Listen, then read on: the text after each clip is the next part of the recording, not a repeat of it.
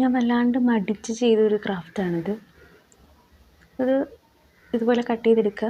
ആ നീളത്തിന് വേണ്ടിയിട്ട് ഒന്നി ഐസ്ക്രീം സ്റ്റിക്കോ അല്ലെങ്കിൽ കാർഡ്ബോർഡ് തന്നെ നീളത്തിൽ കട്ട് ചെയ്തെടുത്താലും മതി. പിന്നെ ടിഷ്യൂവിൽ കുറച്ച് ഫ്ലവേഴ്സ് ഉണ്ടാക്കിയെടുക്കുക. ഈ രീതിക്കാണ് ഞാൻ ഉണ്ടാക്കിയെടുത്തത്. അതുകൊണ്ട് കുറച്ച് മെനക്കെട്ട പരിപാടിയായിരുന്നു എനിക്ക്. അതാണ് എനിക്ക് ഏറ്റവും ടാസ്ക്കായിട്ട് തോന്നിയത്. ആ ഉണ്ടാക്കിയ ഫ്ലവേഴ്സ് ഈ ഹാർട്ടിന് ചുറ്റും ഒട്ടിച്ചെടുക്കുക.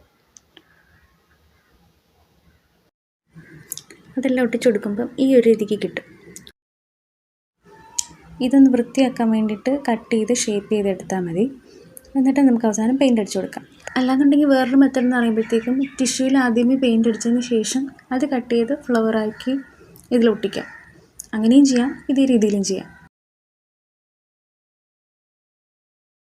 ഏറ്റവും കൂടുതൽ മടിച്ച് ചെയ്തൊരു സംഭവമാണ്. പക്ഷേ ഫൈനൽ ലുക്ക് ഞാൻ ഇത്രയും പ്രതീക്ഷിച്ചില്ല. അപ്പം നിങ്ങൾക്ക് ഇഷ്ടപ്പെട്ടാൽ ലൈക്ക് ചെയ്യാൻ മറക്കണ്ട.